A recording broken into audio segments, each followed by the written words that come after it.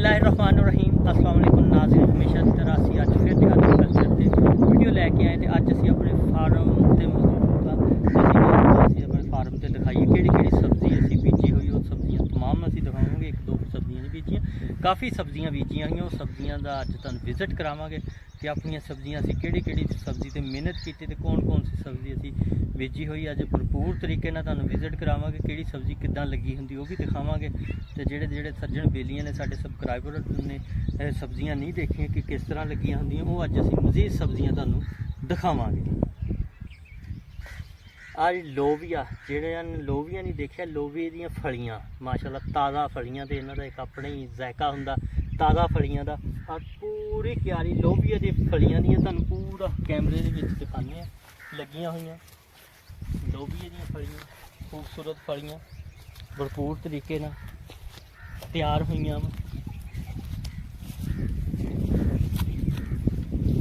देख सकते हो भरपूर मैं तो पूरा तुहानूं क्यारी का विजिट करावांगे अज कि किस तरह साडियां फलियां लगियां हुई नज़र आ रही होणियां। लम्मियां लम्मियां फलियां हरियां खजूर खूबसूरत फलियां लोबिये दी।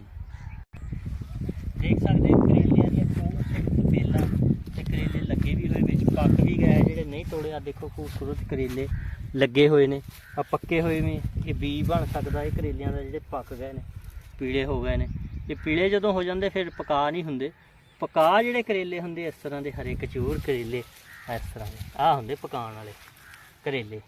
भर के पकाओ तो चाहे जिस तरह मर्जी, कई भर के फिर गोश्त ना पका लेंदे, कई दाल ना पका लेंदे, जिद्दां जिद्दां जिन्होंने पसंद हुंदा। ते कई कट के भी पका लेंदे, साडे बहुत सारियां खवतीन कट के भी पका लेंदियां ते भर के भी पका लेंदे। भर के तो फिर मस्सी पूरे आंदे कि मज़ेदार इन्ने बनते कि हर कोई कहता सानूं दो तीन तो पीस आन। तो कट के तो फिर पूरे उदां भी आ जाते। तो नाल लस्सी होवे करेलियां नाल कहते गर्म हुंदी है, तो लस्सी भी जरूर होनी चाहिए है। तो तुहानूं भरपूर बेलां दिखाइयां एक बारी फिर दिखा दिंदे कि करेलियां दी बेलां खूबसूरत किस तरह इन्हां नूं फुल लगे हुए माशाअल्लाह।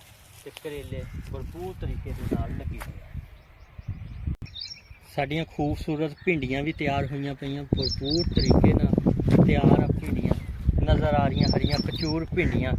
कई कच्चियां भी खा लेंदे आ ते कई पका के भर के भी पकाते। कई बंदे ने घट ही सुनिया होना कि भर के भी पकदियां, वाकई भिंडियां भर के भी पकदियां ते कट के तो फिर जी भिंडियां भी जिद्दां कहंदे ने कोई जानदा पकाना, इस तरह भिंडियां भी कोई जानदा पकानियां। तो भिंडियां भी बहुत मज़ेदार बनदियां। तुहानूं पूरा खेत का विजिट कराने कि साडी किन्नी भिंडी बीजी हुई, दूर तक फुल ही नज़र आ रहे भिंडियां दे। क्या खूबसूरत भिंडियां वा, आ देखो लहराइयां बड़ियां खूबसूरत भिंडियां सोहणियां लगदियां।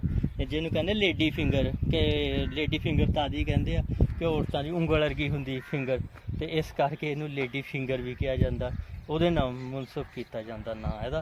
तो फुल भी माशाअल्लाह खिले हुए आ। तो पूरे सीजन ਚੱਲਣਗੀਆਂ भिंडियां साडियां हरियां कचूर भिंडियां काफ़ी मकदार च असीं लाइयां हुई कि भरपूर तरीके नाल भिंडियां बीजियां जान ते पुट्ठदियां बूटियां पा के पक्कन ते क्या ही बातां बन जांदियां भिंडियां दियां भी। पेठे दियां भी बेलां तुहानूं दिखावांगे जी भरपूर तरीके नाल जिद्दां जिद्दां बीजियां होईयां माशाअल्लाह फुल भी लगे हुए ते पेठे भी लगने स्टार्ट हो गए। तो तुहानूं बेलां दिखाने जिन्होंने पेठे दियां बेलां नहीं देखियां, देखो जी किस तरह नज़र आ रही खूबसूरत बेलां जी भरपूर तरीके नाल चौड़े चौड़े पत्ते इन्हां दे ते फुल भी लगे हुए हैं पीले पीले रंग के पेठे ने। इधर भी देख सकते हो फुल भरपूर तरीके दे नाल फुल लगे हुए हैं जी। देखो किस तरह खूबसूरत फुल ते चमक दमक हरियां भरियां बेलां। प्याज भी असी बीजिया होया जी, देख सकते हो प्याज भी साडा तैयार है माशाअल्लाह पट्टन वाला तो तैयार होया। फिर तो तुहानूं प्याज का बीज भी दिखाइए जी, बीज कितों बनता। आ देखो जी फुल लगा होया प्याज का, ये तो बीज बनता जिहड़ा कहंदे ना बीज कित्थों आंदा प्याज का, ਇਹਦਾ ही पनीर बनता जिहड़ा बीजिया जाता ना पनीरी प्याज की, ये वो हुंदा ਇਹਦੇ तो ही हासिल किया जाता। तो प्याज देख सकते पूरियां क्यारियां च लगे हुए, फुल भी लगे हुए भरपूर तरीके नाल प्याज दे। देखो जी कपाह भी बीजी हुई आ, कपाह दे विच पौधे लगाए हुए भरपूर तरीके नाल।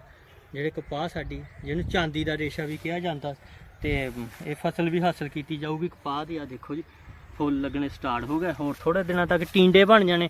ਟੀਂਡੇ ਬਣਨ ਤੋਂ ਬਾਅਦ ਇਹ ਕਪਾਹ ਲੱਗਣੀ ਸ਼ੁਰੂ ਹੋ ਜਾਣੀ, ਫਿਰ ਚੁਗਣੇ ਵਾਲੇ ਸ਼ੁਰੂ ਹੋ ਜਾਣੇ ਕਿ ਇਹਨਾਂ ਨੂੰ ਚੁੱਕ ਕੇ ਤੇ ਮੰਡੀਆਂ ਦੇ ਵਿੱਚ ਪਹੁੰਚਾਇਆ ਜਾਵੇ।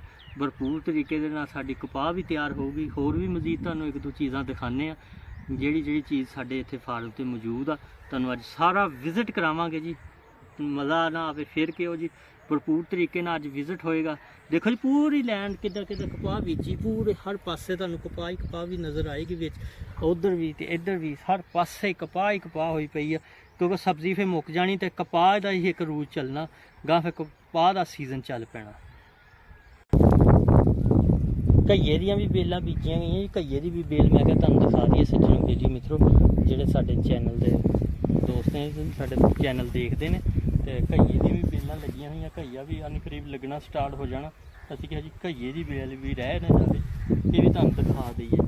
ਵਿੱਚ ਸਾਡੇ ਖੇਤਾਂ ਦੇ ਜੜੀ ਬੂਟੀ ਬੜੀ ਹੋ ਗਈ ਹੈ ਤੇ ਇਹ ਵੀ ਸਾਫ਼ ਕਰਨੇ ਵਾਲੀ, ਇਹ ਵੀ ਫਿਰ ਅਸੀਂ ਟਾਈਮ ਲਵਾਉਂਦੇ ਹਾਂ ਕਿ ਇਹਨੂੰ ਵੀ ਸਾਫ਼ ਕਰਾਉਂਦੇ ਹਾਂ ਤੇ ਖੇਤ ਸਾਡਾ ਸਾਫ਼ ਸੁਥਰਾ ਰਹੇ, ਮਾਸ਼ਾਅੱਲਾ ਭਰਪੂਰ ਤਰੀਕੇ ਸਾਫ਼ ਰਹੇ। ਤੇ ਪਿੱਛੇ ਸਾਡੇ ਬੂਟਾ ਵਾ ਕਿੰਨੂਆਂ ਦਾ, ਕਿੰਨੂ ਵੀ ਮਾਸ਼ਾਅੱਲਾ ਛੋਟੇ ਛੋਟੇ ਲੱਗੇ ਹੈ, ਪੱਕੇ ਖਾਣ ਵਾਲੇ ਨਹੀਂ, ਛੋਟੇ ਛੋਟੇ ਹੀ। ਅੱਜ ਫੁੱਲਾਂ ਤੋਂ ਬਾਅਦ ਜਿਹੜਾ ਅਗਲਾ ਕੰਮ ਹੁੰਦਾ ਉਹ ਹੋਇਆ, ਫਿਰ ਹੌਲੀ ਹੌਲੀ ਵੱਡੇ ਹੋਣੇ ਸ਼ੁਰੂ ਹੋ ਜਾਣੇ ਆ।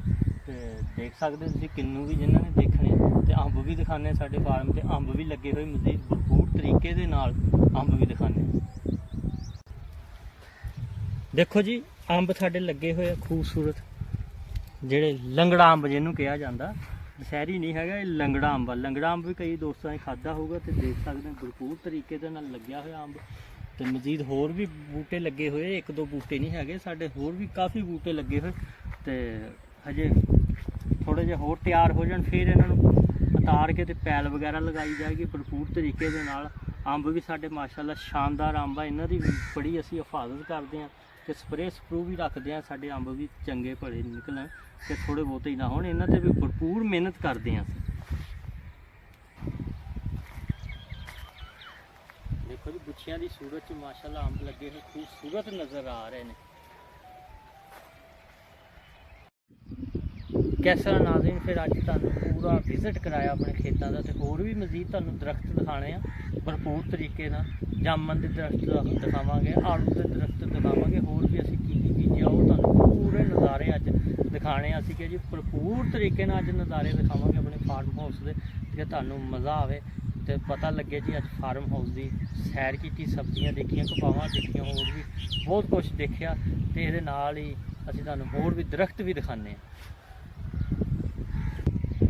ਦੇਖੋ ਜੀ ਅਮਰੂਦ ਦਾ ਦਰਖਤ ਵੀ ਤਿਆਰ ਆ ਤੇ ਮਾਸ਼ਾਅੱਲਾ ਫੁੱਲ ਵੀ ਲੱਗੇ ਹੋਏ ਆ। ਅਮਰੂਦ ਥੋੜ੍ਹੇ ਦਿਨ ਤੱਕ ਲੱਗਣੇ ਸਟਾਰਟ ਹੋ ਜਾਣੇ, ਖੂਬਸੂਰਤ ਅਮਰੂਦ ਲੱਗਣਗੇ। ਆੜੂਆਂ ਦਾ ਵੀ ਦਰਖਤ ਮੈਂ ਕਿਹਾ ਸੱਜਣ ਬੇਲੀਆਂ ਮਿੱਤਰਾਂ ਨੂੰ ਦਿਖਾ ਦਈਏ। ਦੇਖੋ ਆੜੂ ਵੀ ਲੱਗੇ ਹੋਏ ਨੇ, ਛੋਟੇ ਛੋਟੇ ਵੀ ਹਜੇ ਤਿਆਰ ਹੋਣੇ। ਦੇਸੀ ਆੜੂ, ਫਾਰਮੀ ਆੜੂ ਨਹੀਂ ਹੈਗੇ। ਫਾਰਮੀ ਆੜੂ ਬੜਾ ਵੱਡਾ ਵੱਡਾ ਹੁੰਦਾ, ਜਿਹੜਾ ਦੇਸੀ ਆੜੂ ਹੁੰਦਾ ਨਾ ਐਡਾ ਮਜ਼ੀਦ ਵੱਡਾ ਨਹੀਂ ਹੁੰਦਾ ਤੇ ਜ਼ਿਆਦਾ ਵੱਡਾ ਨਹੀਂ ਹੁੰਦਾ, ਛੋਟਾ ਜਿਹਾ ਹੀ ਰਹਿ ਜਾਂਦਾ।